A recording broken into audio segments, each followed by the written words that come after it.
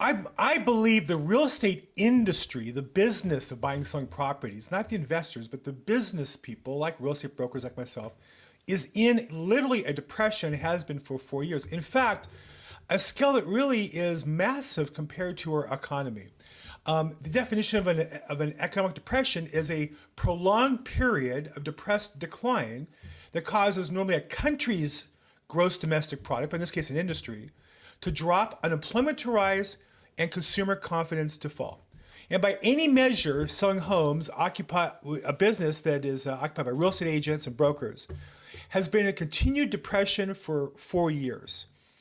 And really, it's unreported that way. It's just not looked at that way when we look at the industry news. Why is that? I'm going to talk about some of the root causes and what I think is really going on. I'm Bill Gross. This is my weekly real estate market update. Now, before we get into the specific topic, let's do a quick review of the market numbers. We know where the market is at. In the economy, you have two major factors. You have demand and supply. Buyers' demand is measured primarily by interest rates in real estate and supply by inventory, by sellers' inventory. If we look at the interest rates, we'll see that interest rates have stayed, in fact, virtually the same from where they were last week, 6.79%. We're below 7. So we're in a good range that keeps a lot of buyers interested. Obviously, if it went down further, more people would buy, but we don't have, and we'll see in a little bit, more houses to buy. So the rates are really where they need to be for today and are not an impediment to the industry growing in a new way. That's on the demand side. On the supply side, and that's really where the hangup is, we just don't have as many houses as we need. Now, these are stats, and it'll show you, this is from Redfin, that the number of houses available, just over 1 million overall. Now, we sold last year 4.7 million homes total. In a good year, we had sold 6 or 7 million homes. If only 1 million on the market, there's not enough to sell to hit that number. And that's the problem. You'll notice these stats, while higher than the last few years, which are COVID years, are still lower than any non-COVID year on record. So as long as that's the case, housing prices can't drop. And I had people at my house this past weekend. We talked a little bit about the real estate market. Prices can't go down when there's so few houses because buyers are going to buy something if all that's left is a house that otherwise might look overpriced. Well, then, of course, somebody will pay that price and they'll get that house, and then that will cause the market not to fall. And that's what's really happening in our market. Now, real estate is very local. In Los Angeles, it's really the same story, though.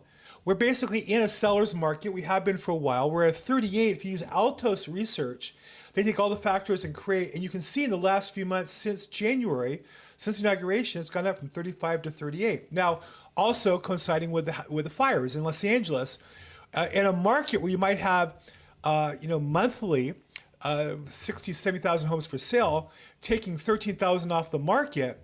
That probably represents about 500 to 1,000 that would have sold on an annual basis off the market. And you have at least half of those people living in those houses looking to buy something. So you have more demand and less supply. That's going to keep the market in LA tight. Whether or not that's healthy in the long run, obviously not, because the prices are very expensive. But you'll see the housing prices can't drop. No matter how bad people report things are in Los Angeles, and people are moving out overall, and employers moving out, the lack of inventory will keep prices up. And in the long run, that's going to keep people who buy houses safe in terms of their investment. So let's talk about the real estate industry. One of the key players in the industry, one of the largest real estate brokers in the country, is Compass. Now, their company, it's a darling of Wall Street. It's a company that's basically created by Wall Street investors for Wall Street investors. They've never really made a profit, so they don't pay any federal income taxes. And their disruption of the industry, all that means is they're destroying other companies that previously were in existence and paid taxes. But Compass is uniquely arrogant in that their stated strategy, and I reported this last week, was what they called their private exclusives, which is we're going to list the property and only share it amongst our agents. We're not going to cooperate with other agents. And the reason why schemes like that, I do use that word scheme because the goal here is to watch out for commissions for the agents and not what's best for the seller. These schemes don't work because, by definition, showing the property to less people will never get you as many motivated buyers willing to pay top dollar as otherwise. Now, obviously, somebody who has security issues or privacy issues wants the property off market, but most of those people move out before the house is being sold in most cases. So really, this is just a way, a get rich quick for an agent to take a property, and then rather than do the work of sharing it with all the agents in the market through the multiple listing service and abiding by the rules and the ethics of the multiple listing service, they only have to show their friends. And so here's a case where the CEO of Compass is bragging about this. because there was a little bit of pushback from other agencies saying, well, you're just going on your own and you're not really serving your customers. And he said, no, we co-broke with everybody. So what they have done is, their little scheme is they list a property privately with a seller, and then they allow agents to log into their private marketplace, which is obviously no more than a way for them to capture leads and recruit other agents and sell agents stuff they don't otherwise want. Why would I ever go to Compass's website to look at properties for sale when I have the alternative of seeing the multiple listing service with every other competitive listing? And so that's why this thing really breaks down. Now, when you read the article about Compass beating their chest about how great they are and saying they co-broke with everybody, they say in there that they launched this program and early data in February, people get paid to write this stuff. Early data in February, they wrote, shows that the homes sold faster and for more money. Now think about that. Think about what business in the world would you sell by showing less people and actually get sold faster and more money? Does that make any sense? Is that even possible? Like, what is the economic force? What's the physical property that would allow you to hide the property from, let's say Compass is 5% of the agents in a market, that you hide the property from 95% of the selling agents who are out there working with buyers looking to buy a property. And then you only show them to your clients somehow, but somehow that gets, not only does that get the same price, but in their little world, they actually write in the press release without releasing any data. God forbid they put the data out there to actually be reviewed, because that would hold them accountable. But they sell the houses as a result of that faster and for more money. Well, this doesn't even pass the smell test. Even a corrupt company like Zillow, which is really, again, a Wall Street company, by Wall Street, for Wall Street, and mostly international companies, bent on destroying the real estate market for political reasons in a lot of ways. Even Zillow says that this doesn't make sense. In fact, they wrote an article, I was an article quoting them in Scotsman Guide, not using MLS listings costs home sellers $1 billion in lower prices. They rightfully document with data. And I don't know if they meant to or what their reasoning was, because usually they and Compass are working together. But in this case, maybe they see Compass as a threat now. But they're saying that the obvious, that when you hide properties by not putting them publicly, you're not going to get as much money, and the dollar amount that costs consumers is about $1 billion. Now, why would it be okay for Compass to do this? I don't know. How do you convince your customer that hiding it from most agents is really to their benefit? I'd love to see the scripting and the training on that. I don't know how it would work. It's always been a bit of a gimmick.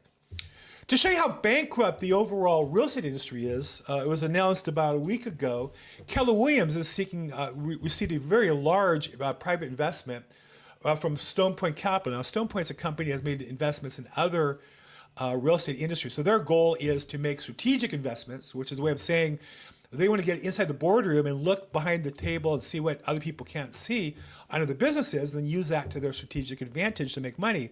They're a big investor in CoreLogic, for example. So what investors like this do is take advantage of weak companies and buy pieces and get them to prostitute themselves. And so here, Keller Williams, which for years, the question was, would they make it a public company? Would they sell it to their agents? Would they sell it to their management? And the answer is they're desperate for cash. They're going to sell it to these Wall Street investors. And it's not just me saying they're desperate. This is Housing Wire, one of the larger real estate companies, and not particularly strict on their counting of Keller Williams, because like most real estate industry, they're beholden to these celebrities in real estate for their content. But if you just scroll down, you can see what they're really thinking. The related articles are Keller Williams might spark a trend of other brokers to tap private equity, meaning the industry is on the teeter of collapse, which is true based on the latest NAR lawsuit, as well as the overall depression in the industry. And then you have Keller Williams, are they pointing towards an initial public offering? Now, normally initial public offerings are when you launch something to the public. Keller Williams would really just be selling out. The owner, Gary Keller, primarily the largest shareholder, would be selling out his to somebody else, I guess some investment company later on. And here's one that the RICO suit against Keller Williams has new claims. So maybe they need more cash because after spending money on the ridiculous NAR lawsuit, now they have these other lawsuits from previous executives. So again, not all what's cracked up to be. Sometimes these investments can be great and help companies with new technology and innovation, but in this case, it appears to be money just to keep Keller Williams alive. The overall picture in the real estate industry is also bad. We talked about the sales. Take a look at the real estate agent numbers. This is an article from Biz Women magazine. And it says the real estate agent numbers have plummeted to decades low. It reports back in 2020, there were 524,000 real estate agents, and today there's about 398,000. So you have over a 20% drop in the number of agents. Now, most all these agents are people who, if they make money, pay taxes, and they're being replaced by Zillow, Redfin, and Compass, which are these big corporations that, for the most part, have never paid a dollar in federal tax, or very little, not a significant amount. They're worth billions of dollars. They pay no taxes, and these independent agents are competing with them and being put out of business because, unfortunately, they don't have the power of the monopolies that these other companies have. So really, the real estate industry, as measured by real estate agents or your local practitioner. Now, I'm not saying this to complain. The last 5 years have been the best of my career, both in terms of how I work, and I've done really well. That's because I've been able to take advantage of the marketplace. But I'm turned around and I see so many agents struggling. And it's not just them, it's when you're in an industry of strugglers, the competition is intense and negative. Okay. Changing topics. I think you're going to find increasingly that the real estate industry news needs to find something to talk about, and they've been yelling and screaming about homelessness, and that's not really seeming to get them the traction anymore. They talk about I think the housing affordability crisis, but it just strikes me now more and more. We're seeing more articles blaming the incoming Trump administration for all the problems, and I talked about a couple of those last week. This week, we'll take a little deeper dive, and this is reporting a story about federal buildings that the government bought and owns and doesn't need. And rather than say it like that, the Real Deal puts under Trump LA federal buildings at risk of being sold off. Now, you would think, well, hold on. If a building is not needed, why wouldn't you sell it? Like, who owns a building that they don't need? Who in the world? Maybe if you have a building and you're getting rent on it, but in this case, the federal government is not renting it, and they're not in the business of renting property, right? So the buildings are empty, and they're at risk of being sold. and then continues, parking garage, 2 house buildings most likely go on chopping block. Chopping block. Now, I don't know about you, but I'm a federal taxpayer, and personally, I don't really look at this as being a chopping block or at risk of being sold. I look at it as I paid my taxes years ago, and rather than use it productively, the federal government bought buildings they don't need. Well, sell them and give me my money back, or reduce my taxes, or stop increasing my taxes, or something. Why would you have buildings? And why would the government even have to have buildings? If they government-owned buildings, there's more buildings for other people to buy. The prices would drop. People could buy a building and operate it. They could, live in it. They could rent it. They could whatever they want to do with it. So to me, it's a real positive. But the real estate press has to make it negative at Trump. Interesting comparison. This is the artificial intelligence, which I think is going to take over more and more in press, on the X platform. It's owned by Elon Musk. Now, you could say it's biased because he's part of the Trump administration. I don't see the bias. But anyhow, they summarize all the articles on the subject, and instead of saying it's on a chopping block, they say that Trump proposed to sell 400 federal buildings. Now we're talking. As a taxpayer, let's sell those empty buildings. Take the money and pay down the debt. Stop paying money for interest that we don't need. Reduce our taxes. I'm all for all of that. That's the story that Real Deal could have run. Instead, they want to say that the building's on the chopping block. Oh no, the chopping block. Don't do that. And they want to say that they're at risk of being sold. Well, I hope they are sold. I hope every property that's not necessary is sold to somebody who needs it and puts it to use. That creates a vibrant economy. When properties sit empty, nobody's benefited. In fact, it's interesting. I'm a broker with a commercial brokerage. We don't want to lease properties to companies that don't operate. We only want to lease properties in our buildings to people who operate because it helps the other users in the building. So same with buildings in downtown LA. Why would we want the federal government to operate buildings? To own them and not operate them? Of course you want them sold. That's good news. That's excitement. Unfortunately, Real Deal misses that. Continuing on the We Hate Trump in the real estate industry news, Housing Wire comes in with their best shot. After the speech last week, Trump's speech and Democrats' response indicated housing is taking a back seat. Now, it's interesting they say that because the truth is, he did mention in passing his new housing urban development leader. But more important than that, the question is, does the solution come from Washington, D.C., or does the solution come from removing government from the problem? It's a fascinating comparison. Department of Education was founded in my lifetime by Jimmy Carter. Since that time, the U.S. has spent $1 trillion through that department. And our education system went from the best to about the 40th of developed countries in the world. So sometimes the government spending isn't just not productive, it's negative. The question here, the Housing Wire doesn't do is there some productive policy that the Trump administration should pursue? Or should maybe the Trump administration simply get the government out of housing and let people buy and sell and build houses more efficiently? And I think that's really, at the end of the day, you're going to find, because it seems to me, at least, wherever the government's involved in housing, it seems to be bad news, not good news. I'll give you one example that comes to mind. Here, the city of LA has decided that they are temporarily, now when a government temporarily does something, hold on to your wallet, it's going to be permanent, bans evictions for renovations. So there used to be a program where if you owned a property, we call this capitalism, you own a property, you do what you want with it. If you sign a lease with somebody, you have to honor it. When it was done, you say, hey, thank you for staying here, but we're going to fix the property up. We're going to add bedrooms or upgrade the kitchens or whatever we want to do with our property so we can make more money because we bought it as an investment. But the city of LA says, no, it's not only your property, Mr. Owner, it's really our property. You live in our city, and we're basically a city that takes property from homeowners. And we're going to decide that you can't let people go, even if they have a lease, even if they have the right to be there legally. If they happen to live there, they can stay as long as they want, and you can't use a renovation as a reason to let them go. Now, this is, again, the government using the crisis of the fires as a temporary ban, but this is something they've wanted to do for a while. And you watch, like other temporary bans during COVID, it will extend for years and years and years because government officials never give back power once they take it, they just take more power. So very bad move by the city of Los Angeles. Again, a series of bad moves, and we've talked about how bad they are. Another bad move by the government. Here you have a court order. First of its kind court order halt sweep of California homeless camp. Now what happened here was there used to be a ruling that you couldn't remove homeless people unless you had a house for them to move into. So you can imagine a city would be hesitant, or it'd be costly to remove a homeless project. You have 50, 100 people. Who knows who they are, their health status, their immigration status, their drug status, sexual assault, their criminal status. And you had to offer them housing. Well, that's very difficult to do for that group of people in particular. We don't have enough housing as it is, particularly hard for people on the street. Well, that decision got overturned by a federal court that said, no, you don't need to house them.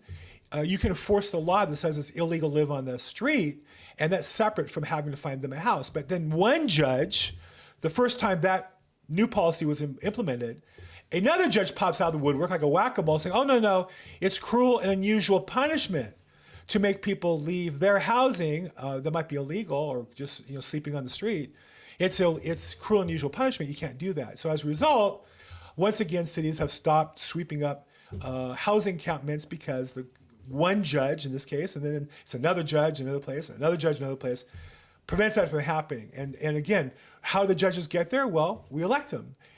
And or these judges are appointed by our elected officials. So we have a case where our state and local government has really not done a good job for us. Okay, continuing, this is a continuing saga. We talked about this previously as well. The audit of the LA LA Homeless Services Authority turns up that there's about $2 billion missing. Where'd it go? I don't know. Yeah, I don't understand why it's so hard to find where money went. I don't know about you, but when I write a check, my bank has a record. There's a copy of the check online. Pretty easy to find out where money went. But somehow here, money just disappeared. We don't know where. We pretend that we don't know where it went. We know damn well where it went. It went to our political allies. We just don't want to turn them over. And we're probably extracting favors for them. So this is just a big lie. Billions of dollars for homelessness just disappeared. So we don't have the money to house them. But when we allocate money and raise taxes to house them, the money just disappears. And if that's not bad enough, what happens is not only do the homeless people, who in my opinion, they're only a problem because we make it a problem. If we didn't force ourselves to find housing for them, they would eventually just go away if you didn't allow them to sleep on the streets. You go to cities that don't allow it, they don't have homelessness. Maybe they'll all move to Mexico. I don't know. Don't care really. Just don't live illegally on streets in my neighborhood. But now we have so little money in the city that now the city of Los Angeles has admitted they have to stop processing Section 8 applications because they call it budget uncertainty. What they want to say is we don't know what the Trump budget's going to look like. And it's true. There's a big battle this week in particular over the budget between the Democrats and the Trump administration. But it's not that they don't know. Then nobody's talking about cutting Section 8 for American citizens. That's just an excuse they're using. The reality is we don't have the money. The city of LA is broke. We wasted billions of dollars on homeless programs that didn't work and other programs that didn't work. We spent a lot of money preparing for the Olympics and the World Cup, building all kinds of mass transit nobody's using now. But we don't have money now for the poorest of poor citizens who are here, who are entitled to Section 8, and we don't have the money for them now because we spent so much on homeless people who we don't know who they are, where they came from, and for the large part were here illegally and or committing crimes. So that's where the government program is. And my question, anybody who thinks the problem of getting more housing is that we need a more government program, I would just ask you, what government program in real estate has ever solved the problem? Because in my lifetime, the more we spend on housing programs, the worse it gets. The more we spend on the mortgage industry, the more expensive mortgages get, more restrictive they get. And it's the opposite. What do you think? Put your comments down below. Do you like this? Don't like this? Subscribe if you subscribe. I'm at Bill Gross Probate on social media. You can call, text, or email me. My contact information is below. And as always, make today your best day ever. Thanks so much.